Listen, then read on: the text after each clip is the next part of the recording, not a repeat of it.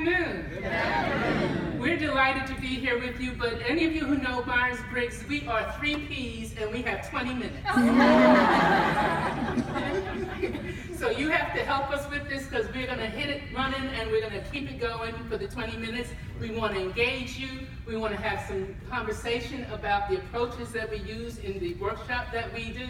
And we want to have a time for you to understand courageous coaching and race.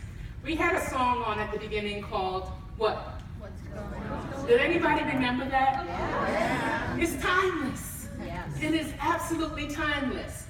And so I wonder if any of you have asked yourself that question in the last month. Last 10 minutes. 2 days. Last 2 days. Here I haven't asked too much. So I want you to engage with me for a moment. For all of us at the same time, as coaches, we ask the questions all the time. And there are different ways we ask questions. But I want you to hear yourself ask what's going on in 3 different ways, all at the same time. Ready? Yep. Begin. What's What's going going on? on? What's going on? What is going on?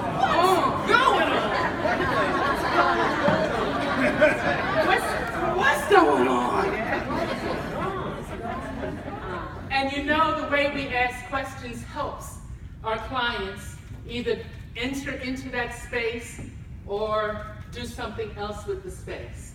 We know that what's going on is that we have the media showing us every day that race is out there, out front, in demonstrations, in the rhetoric, in the various challenges and dilemmas that we're facing, not only in this country, but worldwide.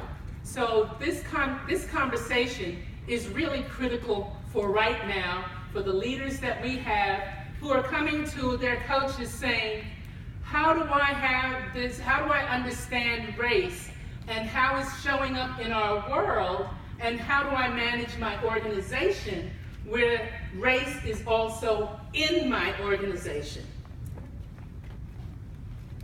Is my time up? So, I just wanted to take a moment to tell you a quick story. Last week, in one day, I had 3 coaching sessions with 3 white male leaders who I coach. And I was so struck that they came into their coaching session with, right out the bat, let's talk about race. You know, and it had been part of our conversations because I believe it should be part of any conversation with a leader. Okay? Because they're managing people who are coming from all different backgrounds. But it was a different quality to the way they said it. And one of them used some language that I want to share with you.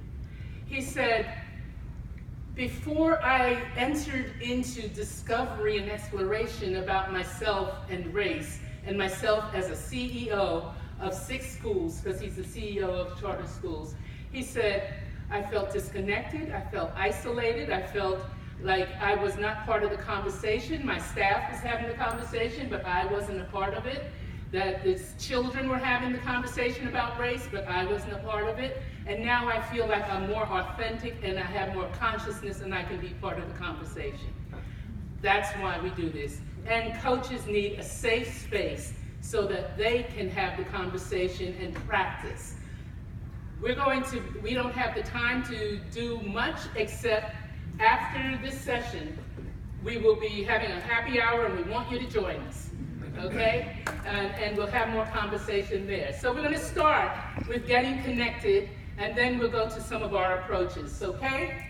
Let's get us connected. Even in the briefest of encounters and conversations about race, it's possible, it's useful, and it's necessary to get connected.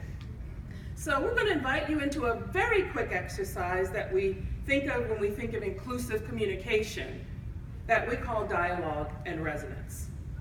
If you'll join us in this exercise, then pair up with someone and decide who's person 1 and who's person 2.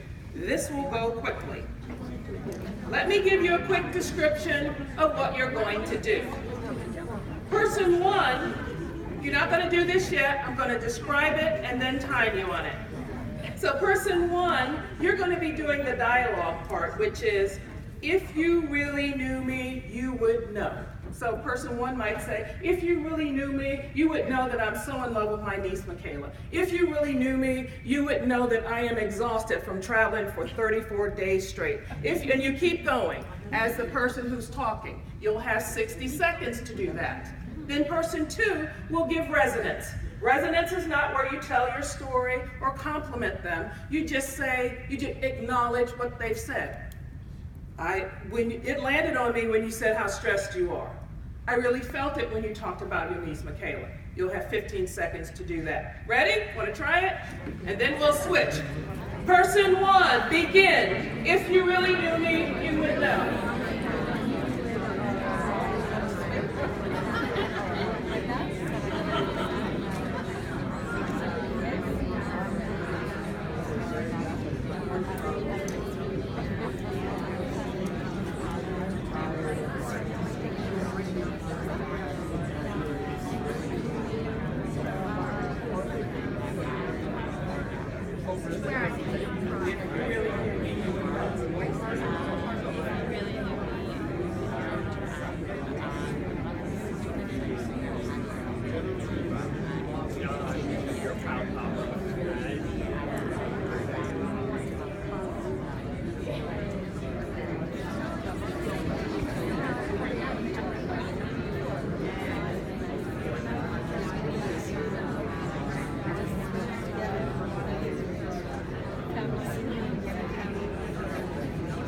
Person one, stop.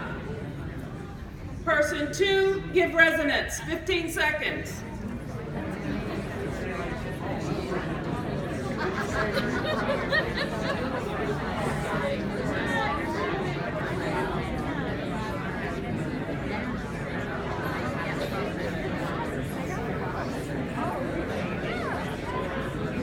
Person two, stop.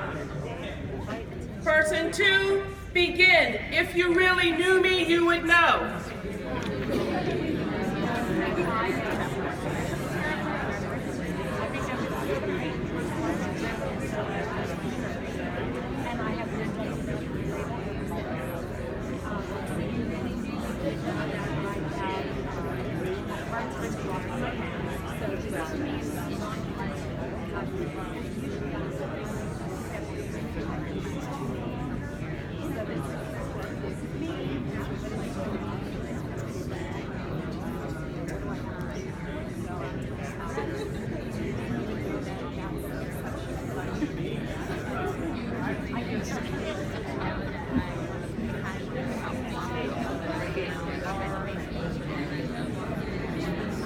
Person two, stop.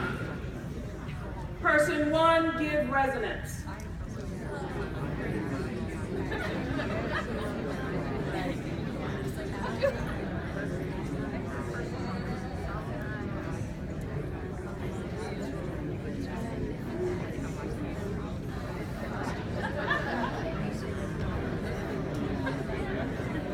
Person one, stop. Everybody be silent. Just silent.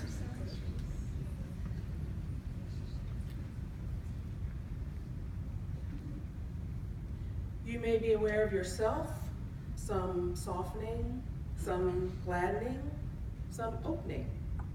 This is a sample, a bite size, what inclusion and connection feel like, what getting ready for the next part of the conversation or dialogue feels like. You matter, I matter, let's talk some more. Now, Fran's going to take us into our approach. All right, so we set out last summer to do something in this space. We said to ourselves, we're a collective community of coaches, about 250 global coaches come together. We had a meeting and we said, what are we doing in this, about this issue, about these dynamics? How can we be a force for good? And what is it about our approach that we think would be essential to put into the mix? So super quickly, I'm going to put out a couple of things. So one is emotional intelligence. So what Kay just showed us here was an exercise in self-awareness and connection and limbic connection. So if we've heard about limbic resonance and how do we really connect with people and support them to do what is courageous work for themselves, and support ourselves to be able to move into spaces where we may not feel always totally competent. And I say that as a white woman. I don't always know. I don't know what everybody else feels and expresses. So how do I stay in the conversation longer? Not just open it, but stay in there. And how do I support myself to be in that space? The second perspective that we think is very important is levels of system. Because you can't really understand systemic issues of discrimination and race and how it plays in organizations and society if you only stay at the individual or interpersonal level. So we want our coaches and ourselves and our clients to start to think and see systemic issues, dynamics, patterns beyond just themselves. So that's levels of system, and Suzanne's going to speak about that in a minute. And then thirdly, group membership. And this is where it can get confusing for some people and in our national debate sometimes. So what is a group membership? What group members, what groups am I a member of? And what privileges or advantages might come to me based on my fact that I'm white? Some of the groups that I'm a member of, or socioeconomic, etc. Or advanced degrees, etc. So I need to understand these things about myself as a coach. What is coming my way? Because of things that I maybe didn't earn per se. And the opposite also. So what obstacles or disadvantages might get placed in front of other coaches or other clients or people in the systems that we're working in? What are patterns that are happening that maybe is not about an individual's actions? Finding your language in this space is complex. This is total vertical development for those of you that have been going through some of these other sessions. So we think these three models, frameworks, paradigms, it sort of delineates the landscape that we would like everybody to feel more capable and competent and compassionate and kind of excited and curious and adventurous in. That takes me to EI. Oh, sorry. So I get to talk about emotional intelligence in a minute. And this is one of those things I can talk about for, I've never done it in a minute, but 5 minutes, 15 minutes, 5 days, 5 weeks, 5 months. I love the subject. As it relates to the subject matter here, though, there's a couple of things I want to raise to our awareness. In self-awareness, it's the question of racial identity. And again, it's fairly obvious at one level that I'm white. So what does that mean? What does that mean for me? What does it mean for you? What does it mean for the way we interact? I need to know this about myself. I need to understand racial identity, and it's not something you just learn quickly. And self-awareness about values, right? So we do a lot around values clarification in all of our resonant leadership work. So how does it link to if I have an espoused value around meritocracy or fairness, for instance, and now I'm not sort of I'm not exploring that in the context of race, can be in a values incongruence. So we want to also look not just as racial identity as just the only thing here. I think it's more complex than that. And our intelligence informs us. Self-management, quickly. How do I manage the emotions that arise in me when I even get into this conversation with myself? What about shame? What about disorientation? I don't even know where to go, or I didn't do anything, or maybe I did, or oh my God, I just did. How do I deal with those feelings and manage my emotions and still stay compassionate and creative and right in there? As well as, of course, dealing with creating that resonant connection that you guys just did with each other, with your clients, so that you are that holding container so that they can do their exploration. Managing judgment, all kinds of stuff. Managing my bias, conscious and unconscious. Which takes me to social awareness really quickly. Empathy is an obvious one. I can never truly understand the other in this space if we're working across race. Just think about that for a minute. So let's stop imagining that we can and use other ways of connecting. So, organizational awareness is the other competency here, and that's the patterns and systems that Suzanne will speak of.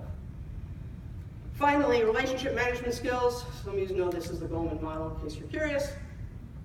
How do I communicate clearly in this space? What does it mean to me? What does it mean to them? How do I connect with people? And finally, how do I influence powerful people to pay attention to something that they may not be coming to me and saying, hey, let's talk about race this week, Fran. Right? So sometimes they don't bring that subject up with me, so do I bring it up? Do we bring it up? Do we act like it's not there? Because nobody brought it up. So from an influencing strategy point of view, how do I bring my full self into this conversation that is happening and take some courageous risk in there? So that's my EI. I now turn it over to Suzanne for level of assistance. So what if you do have somebody in this environment that we're in now that says, you know, all this stuff that's going on out there, how does it impact my organization and how do I manage it? Let's look at it from a levels of system point of view. So at the individual level, you could have the conversation with them that says, what are your feelings? What are your biases? Where do you come from? What are your beliefs? What's your experience with race? What happens for you as a leader in your organization when you have people of color around you and you're the only one there sometimes? What do you feel like?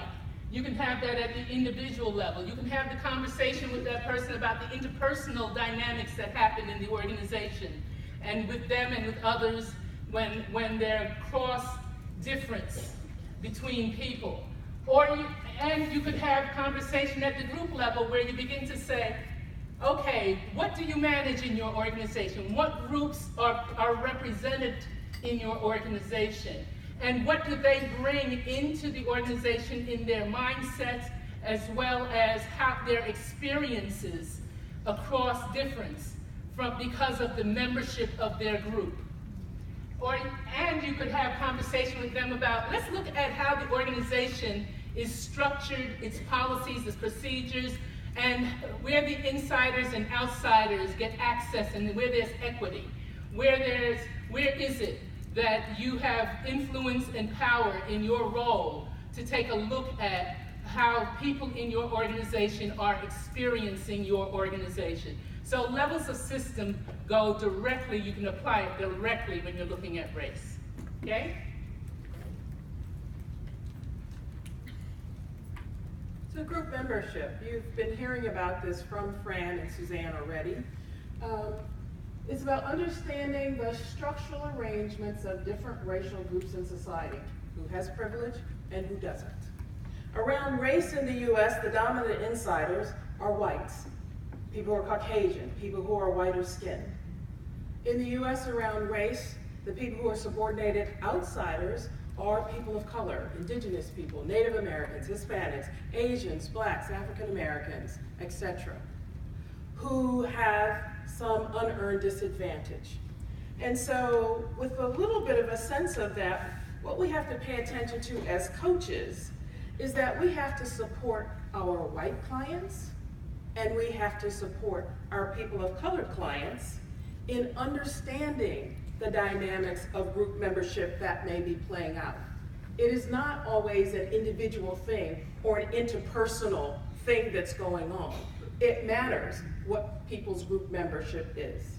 And so we have to bring our curiosity, our compassion. Sometimes we have to bring our courage and our care to help them see and examine phenomena that happens based on group membership. As coaches, we create safe spaces for conversations about race by noticing and by raising racial dynamics as appropriate in the situation. We prepare ourselves by understanding our own group membership around race so that we can actually be present to others. So in closing, we'd like to say that as coaches, we are accountable. As coaches, we are ethical. Our clients are trusting us and counting on us. And we can do this. Yes? Yes. Yes, we can. Okay, bye.